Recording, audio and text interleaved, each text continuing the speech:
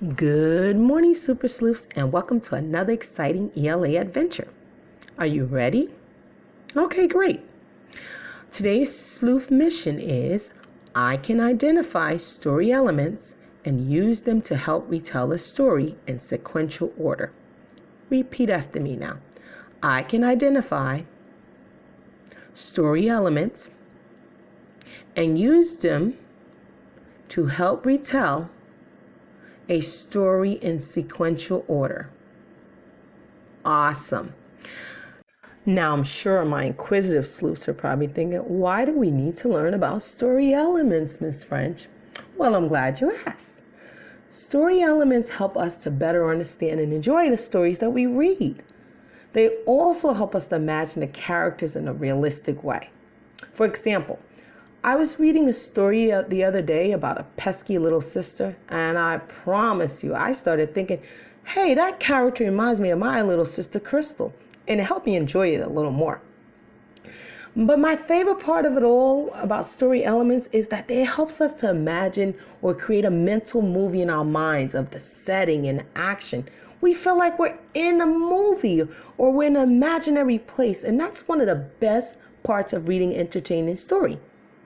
Super Sleuths, just like movies, stories have a beginning, a middle, and an ending. This is the story sequence, or it's how the story is told in sequential order. The beginning of a story tells you who the story is mostly about and where the story mostly takes place. The characters are who the story is mostly about. The setting is where the story mostly takes place. For instance, remember our story, Trouble at the Table? Well, in the beginning of the story, we meet the characters Victor and Sarah. We find out that they're brothers and sisters. Victor's the big brother. Sarah's the baby sister. We also find out the setting of the story, and we realize that the story takes place at Victor's house in the kitchen. Now let's talk about the middle of the story. This is the part where it tells us the different things that happen in the story, called the events. It also tells us the plot or the problem in the story. Remember in the story where we find out that the baby Sarah kept throwing things on the floor and making a mess? Well, that's the problem or the plot of the story. Now there's the ending. The ending of the story tells how the problem is solved. Well, let's think back. How was the problem solved in our story, Trouble at the Table? Take a minute and think. That's correct. Victor gets paper towels, he cleans up the mess, and he thinks of creative ways to feed Sarah so she doesn't make a mess. Great job, Sleuth. By George, I think we got this, Super Sleuth. Now let's try out what we learned about story elements. Grab your copy of Little Mouse Makes a Big Mistake and let's read it together. As we read, let's think about the story elements in this story. Okay, great. Let's get started. Ready? Let's begin reading. Little Mouse makes a big mistake. Mouse and Lion are friends. They live in the African grasslands. Lion likes to sleep under a shade tree for most of the day. It is very hot in the grasslands. Every day, Mouse runs far and wide through the grasslands. He likes to know everything that is going on. In the evening, Mouse comes back and tells Lion all the news. After the sun goes down and the air gets cooler, Lion sometimes decides to go for a run. He lowers his huge head and invites Mouse to hop up. Mouse hops up and then hangs on for dear life. During the day, while Lion is sleeping, Mouse checks on all the animals. He likes to watch the zebras as they graze on the grass, swishing their tails. He likes to watch the hippos being lazy in the river. He likes to watch the giraffes eating the tender leaves from the tops of trees. Most of all, he likes to watch the elephants.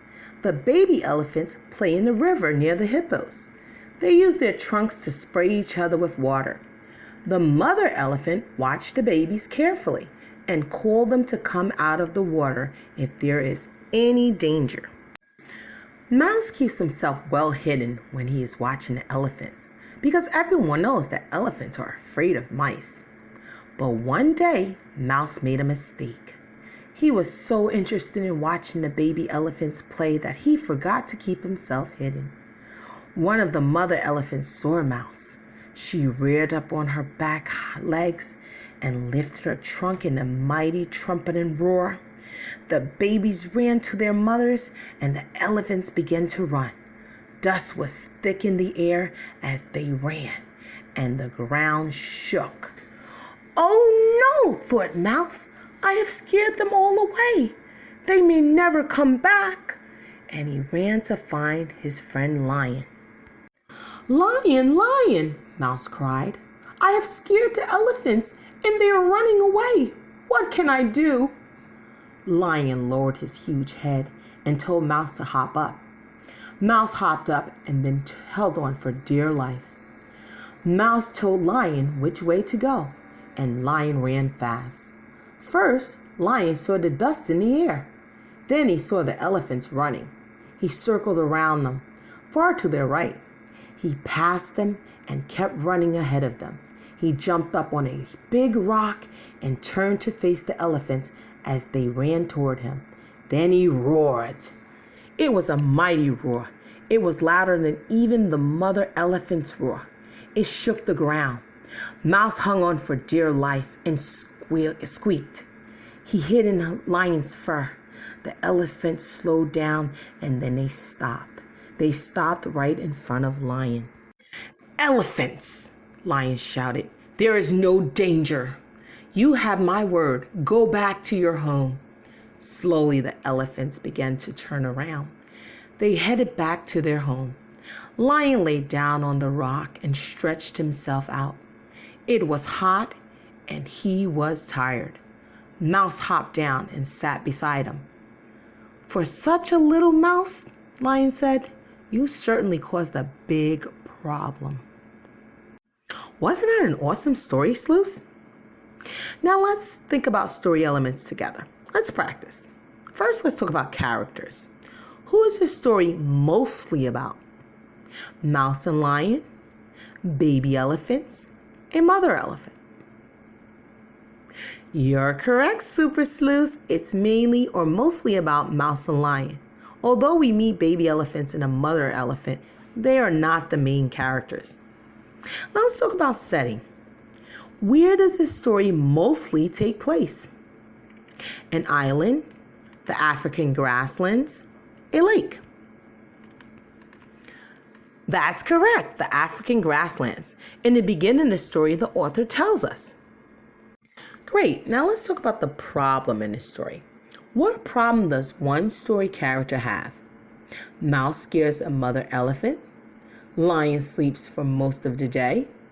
The baby elephant plays in the water. Great, the problem is Mouse scares a mother elephant.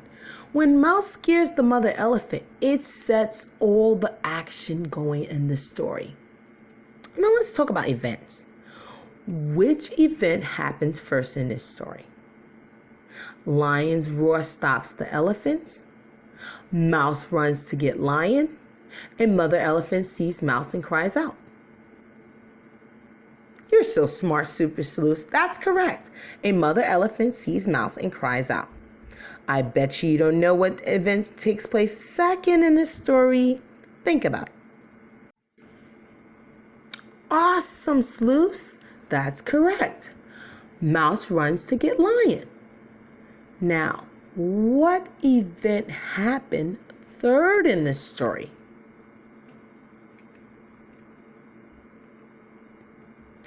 You're right. Lion roars to stop the elephants. You guys are so smart. Now let's move on to the problem solution. This is the part where the problem is solved. Can you tell me what the solution is in this story? That's correct. The lion tells the elephants they can go back to their homes because there's no danger. You guys are awesome. Now, it's time for you to practice on your own. Stop worrying. I know you can do it. I want you to open up your packet. There's a story in there to be read and questions to be answered. Go off and be great sleuths. Till next time.